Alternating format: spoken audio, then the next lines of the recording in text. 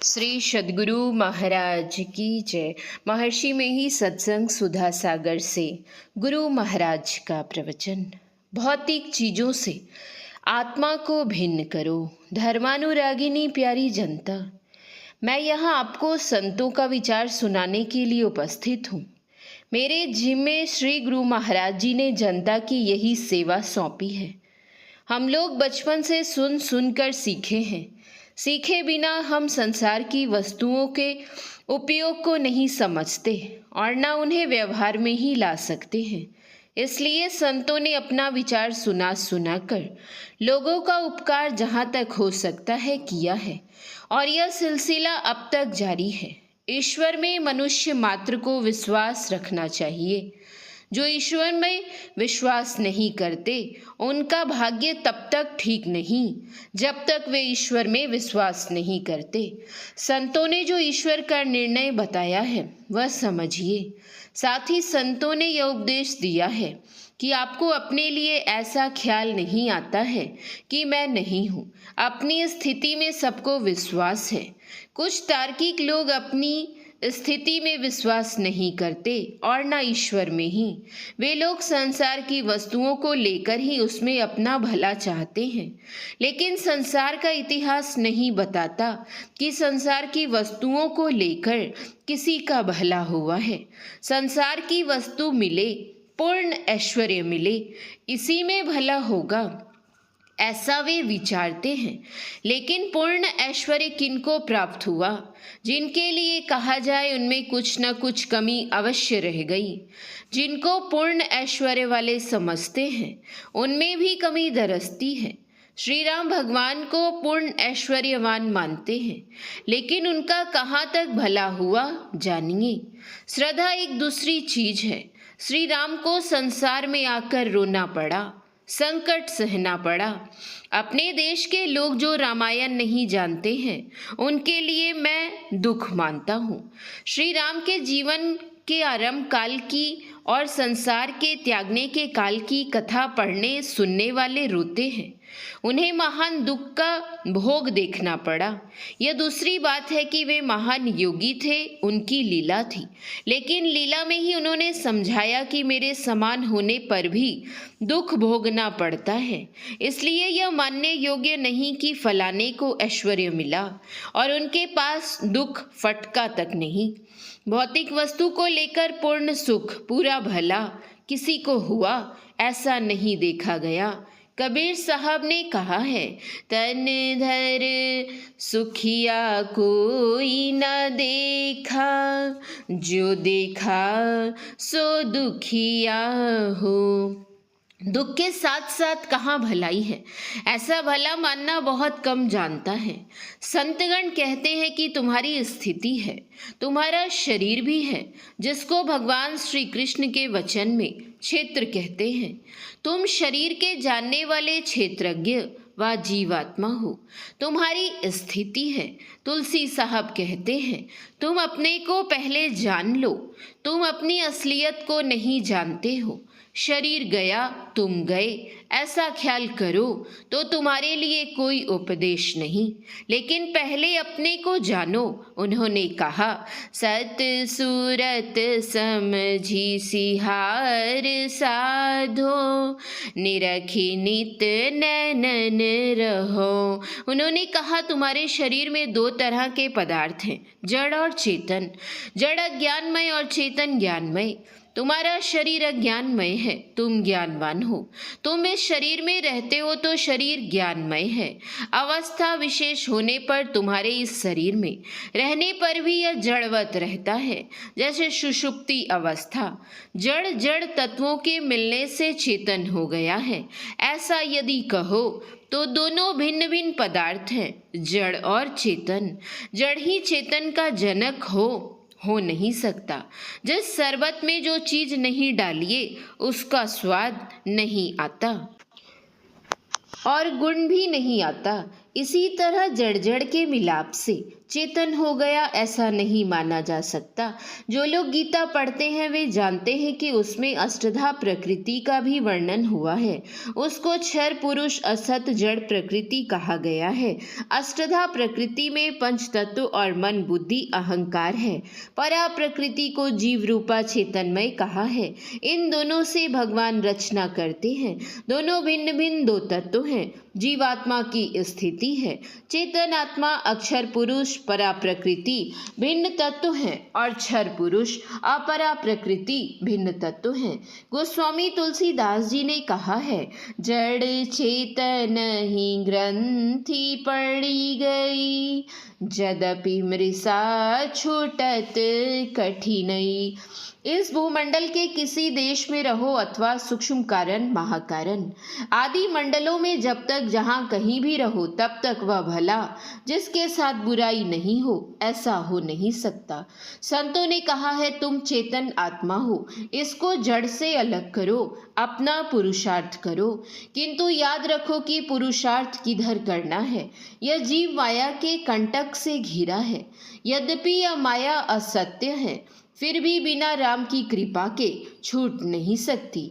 व्यापी रहे संसार मह, माया कटक प्रचंड, सेनापति कामादि भट्ट, दंभ कपट पाखंड, सोदासी रघुवीर के, समुझे मिथ्या सोपी, छूट न राम कृपा बिनु, नाथ कहूँ पद रोपी।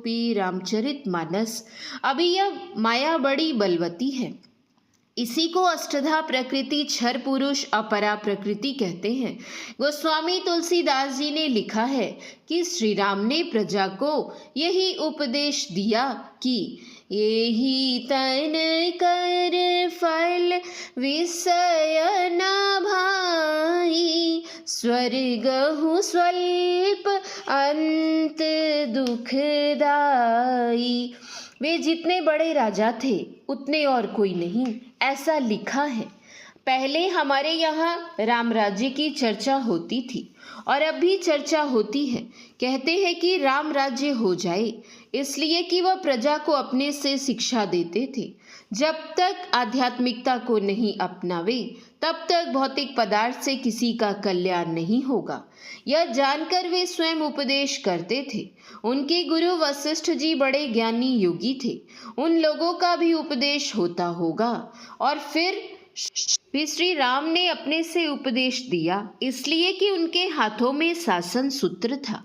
मुनियों के हाथ में शासन सूत्र नहीं था। श्री राम ने समझा होगा कि केवल भौतिक पदार्थ से सुख नहीं हो सकता। स्वयं शासन सूत्र के धारक होने के कारण मेरी बातों को लोग मानेंगे। ऋषियों की बात माने या नहीं माने, लोग डरेंगे भी। शासन सूत्रधारी की बात नहीं मानूं तो ना जाने कोई हानि हो जाए। इसका फल यह हुआ कि सब उदार, सब पर उपकारी हो गए।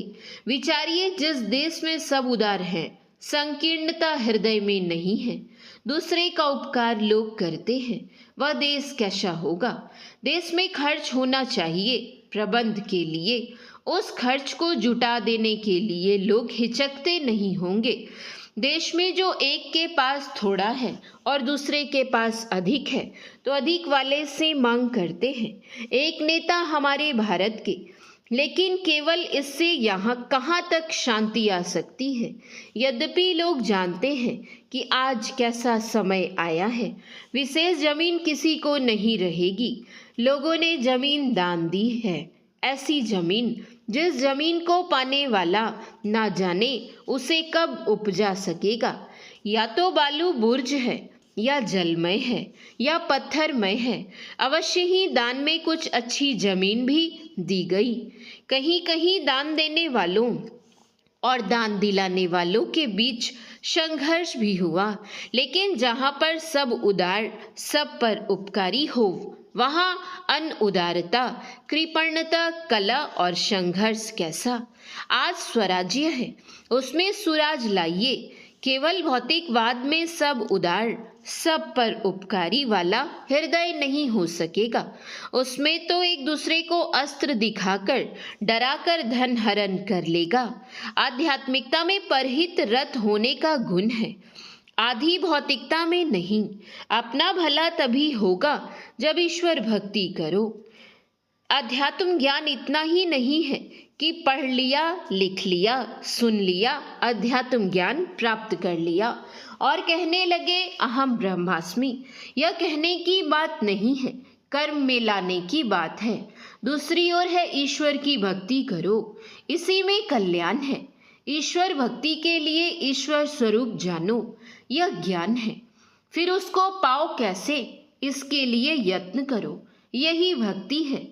रामचरितमानस में लिखा है, व्यापक व्याप्य अखंड अनंता, अखिल अमोघ शक्ति भगवंता। व्याप्य में व्यापक है, या समझो तो व्याप्य और व्यापक वही है, उसका कहीं अंत नहीं है, वाणी से वर्णन होने योग्य नहीं है।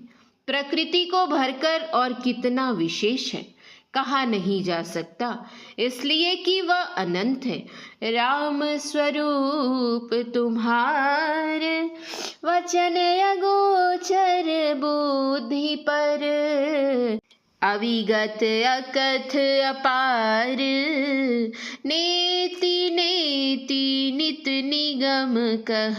रामचरितमानस इस तरह ईश्वर का स्वरूप है। तुलसीदास जी की रामायण लोग बहुत पढ़ते हैं, इसलिए चौपाई का पाठ हुआ। कबीर साहब ने भी कहा है, स्वरूप अखंडित व्यापी चैतन्य चैतन्य, ऊंचे नीचे आगे पीछे, दाहिन बाएं अनन्य, बड़ा ते बड़ा छोटते छोटा, मिही ते सब लेखा। गुरु नानक साहब ने भी कहा है, अलख अपार अगम अगोचरी, नाति सुकाल न कर्मा, जाति अजाति अजोनि संभव, नाति सुभाव न भरमा। इस तरह सभी संतों ने कहा है। अब विचारणीय है कि संतों ने जो कहा है उनकी बात को बिना विचारे मान लें। तो एक विचार कहता है कि हाँ मान लो, वे महान थे, पाठशाला में पढ़ने गए थे तो पंडित जी ने जैसा लिखाया पढ़ाया वैसा पढ़ा लिखा तो पीछे ठीक ही निकला। वहाँ तक तर्क नहीं किया कि पंडित जी इसको अ उसको क क्यों कहें। अध्यात्म विद्या के लिए बड़ी उम्र के लोग भी बच्चे रहते हैं। हमारे गुरु महाराज ने बहुत भजन किया था, वे बहुत वृद्ध थे। अंत समय में उनसे पूछा गया तो उन्होंने कहा कि मैं अभी सीखता हूँ। पूरी विद्या केवल पढ़ने व लिखने में नहीं है, तर्क में नहीं है। भजन अभ्यास करने से वह पूरी होती है। ईश्वर की स्थिति का ज्ञान विचार जो संतों ने दिया है वह विचार में दृढ़ है। उपनिषद में लिखा है, वायु यर्थैको भुवनम प्रविष्टो, रूपम रूपम प्रतिरूप बभुव, एकस्तथा सर्वभूतरात्मा, रूपम रूपम प्रतिरूपो बहिष्य। अर्थात जिस प्रकार इस लोक में प्रविष्ट हुआ वायु प्रत्येक रूप के अनुरूप हो रहा है, उसी प्रकार संपूर्ण भूतों का एक ही अंतरात्मा प्रत्येक रूप के अनुरूप हो रहा है और उनसे बाहर भी है। सबसे बाहर कहकर प्रकृति पार प्रभु सब उर्वासी, ब्रह्म निरीह विरज विनाशी की छाया गोस्वामी तुलसीदास जी की चौपाई में है। अपरंपार स्वरूपी कोई एक है कि नहीं, पहले कह दे कि नहीं, अब सभी ससीम सादी हैं। तो प्रश्न होगा कि सब ससीमों के पार में क्या है। जहाँ सीमा है उसके पार कुछ होगा ही। जब तक असीम नहीं कह दे तब तक प्रश्न रहेगा ही। एक असीम कह देने से फिर प्रश्न नहीं रहता। असीम के परे क्या है पूछना मूर्खता है। सबकी आदि वह है और वह अनादि भी है, सब उसके अंदर है। बुद्धि में भी यह बात आती है। जो विशेष व्यापक होता है वह सबसे विशेष सूक्ष्म होगा। जल, बर्फ और वाष्प की उपमा से जानिए, एक सिर बर्फ जितना व्यापक होगा, उतने बर्फ जल बनाने से कहीं अधिक व्यापक होगा, और उसी का वाष्प बना लेने से और भी अधिक व्यापक होगा।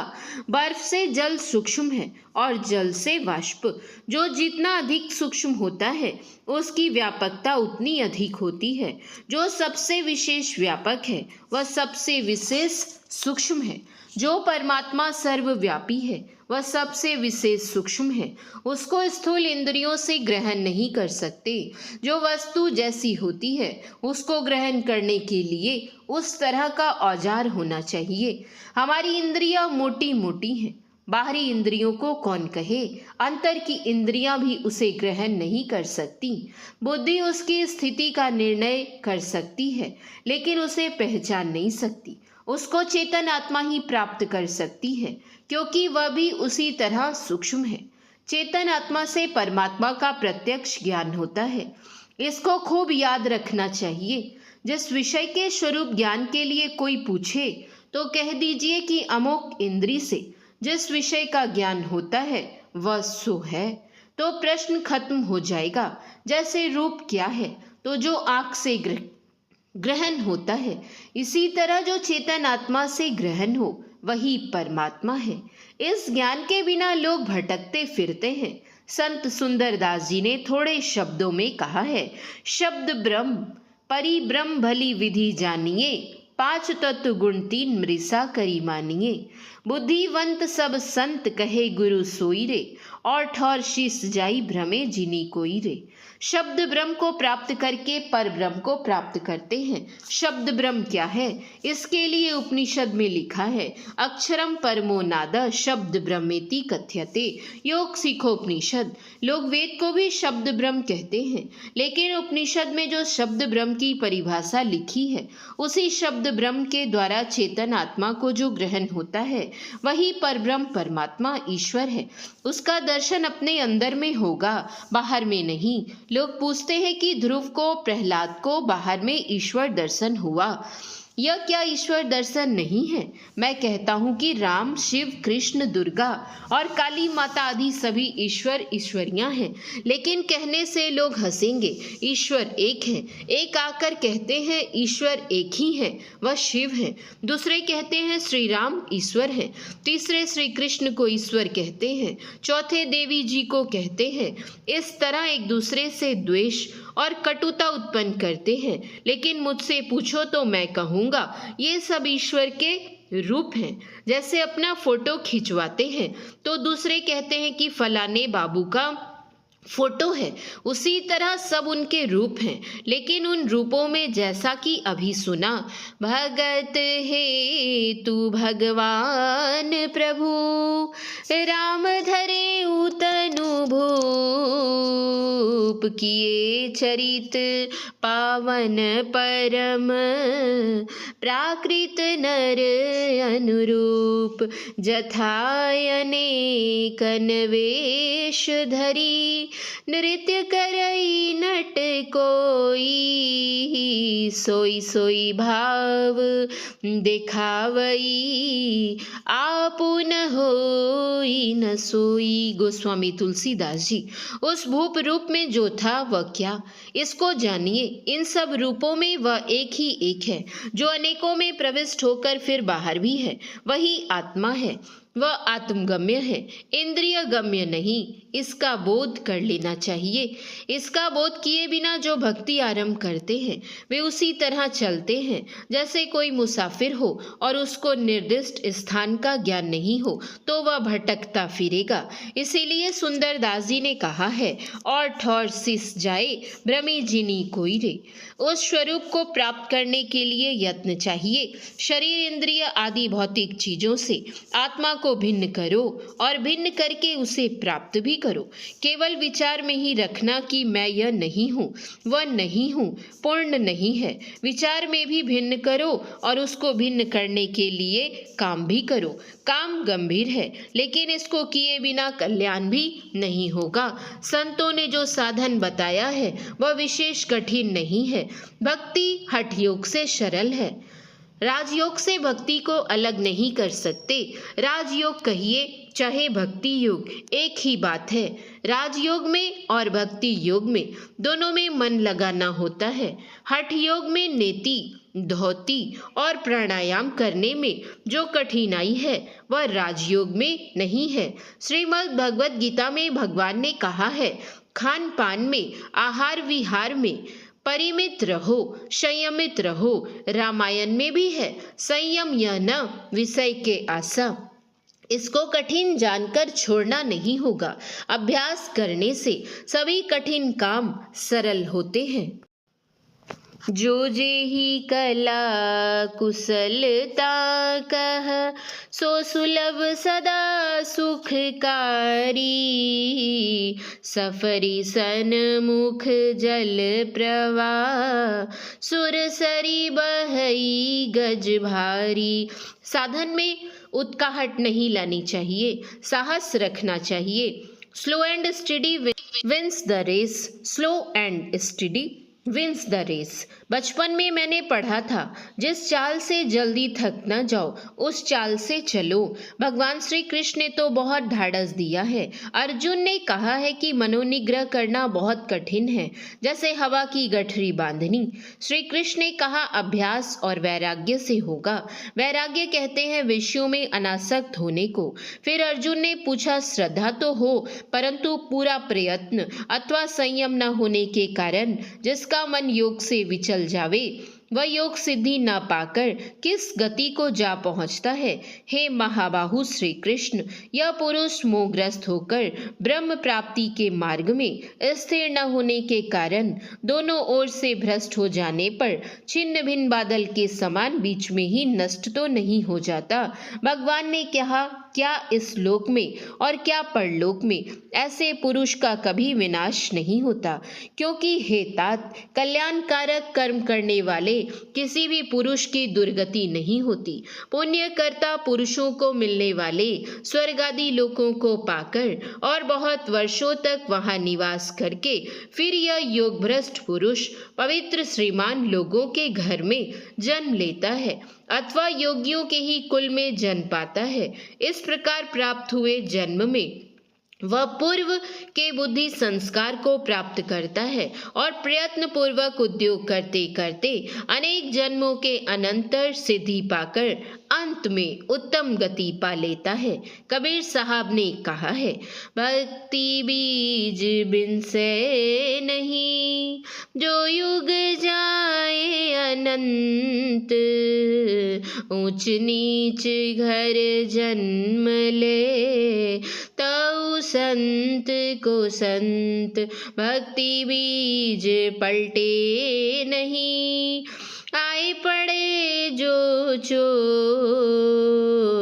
कंचन जो विष्ठा पड़े, घटे न ताको मूल। भक्ति नहीं मर सकती है, इसका अंकुर भीतर में होना चाहिए, प्रेम होना चाहिए। अनहद बाजे निझर झरे, उपजे ब्रह्म ज्ञान। अवगति अंतरी प्रगटे, लागे प्रेम ध्यान। प्रेम शब्द को देकर कबीर साहब ने बहुत मीठा बना दिया है। धन के लिए लोगों को लोभ होता है, उसी तरह ईश्वर प्राप्ति के लिए लोभ होना चाहिए, उसका यत्न जानना चाहिए, ईश्वर की भक्ति करनी चाहिए। आपके देश में कल्याण के लिए, मोक्ष की प्राप्ति के लिए सत्संग का प्रचार है। कांग्रेस के प्रचार से सैकड़ों साल पहले से सत्संग का प्रचार इस देश में रहा है। यह ज्ञान की यही तन कर फल विषय ना भाई, सबकी समझ में आ जाए तो तो कितना अच्छा होगा। सभी उपकारी बन जाएंगे, सभी उदार बन जाएंगे, तब मांगने की आवश्यकता नहीं रहेगी। अमीर आदमी स्वयं गरीब को देंगे, देने लेने वाले इतने संतुष्ट हो जाएंगे जितने अजाम्बी मिश्र। यह भाव लाना होगा, तब आप कुछ बंटवारा करवाइए या नहीं, आप ही सुव्यवस्था हो जाएगी। एक की संपत्ति दूसरे की संपत्ति हो जाएगी, एक दूसरे से कोई द्वेष नहीं रहेगा। श्री राम ने कहा था, जो परलोक यहाँ सुख चाहूं, सुनि मम वचन हृदय दृढ़ गहूं। सुलभ सुखद मार्ग यह भाई, भगति मोरी पुराण श्रुति गाई। एही तन कर फल विषय न भाई, स्वर्ग हूँ स्वल्प अंत दुखदाई। विषय नहीं तो निर्विषय की ओर श्री राम चलने के लिए कहते हैं। श्री गुरु महाराज जी की आज्ञा के अनुसार मैं भी कहता हूँ कि ईश्वर का भजन करो। ईश्वर उपासना छोड़कर जो केवल भौतिकवाद की उपासना करेंगे तो वे झंझट से नहीं छूटेंगे। इसलिए ईश्वर का भजन कीजिए, कल्याण से रहिए। श्री सद्गुरु महाराज की जय। यह प्रवचन संथाल परगना जिला अंतर्गत अखिल भारतीय संत मत सत्संग के 50वां वार्षिक महाधिवेशन के अवसर पर ग्राम ढोडरी में दिनांक 9/2/1958 ईस्वी को अपराह्नकालीन सत्संग में हुआ था। श्री सद्गुरु महाराज की जय। श्री सद्गुरु महाराज की जय। श्री सद्गुरु महाराज की जय।